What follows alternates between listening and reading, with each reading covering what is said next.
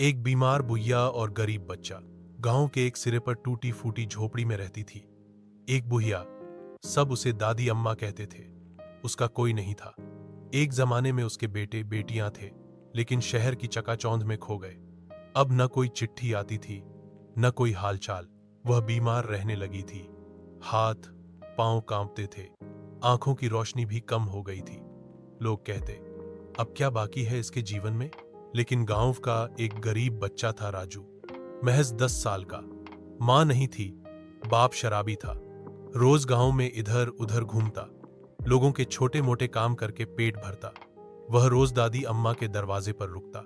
दादी, कुछ चाहिए? नहीं बेटा, बस तेरी बातें ही बहुत हैं, बूढ़िया मुस्कुरा देती।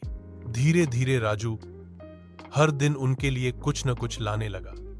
कभी उबला हुआ चावल, कभी किसी से मिली दवा, कभी पुराने अखबार पढ़कर सुनाता। दादी अम्मा भी उससे कहानियां सुनाती। जब मैं तेरी उम्र की थी ना, से शुरू होती हर बात। एक दिन दादी अम्मा बहुत बीमार पड़ गईं। राजू ने गांव वालों से मदद मांगी, लेकिन किसी ने ध्यान नहीं दिया। तब वो खुद दौड़कर डॉक्टर को लाया, नंगे पांव, धूल भरी राहों पर दौड़ते हुए। डॉक्टर ने कहा, तू कौन है इसका? राजू बोला, कुछ नहीं, पर ये मेरी दादी है। डॉक्टर मुस्कुरा दिया।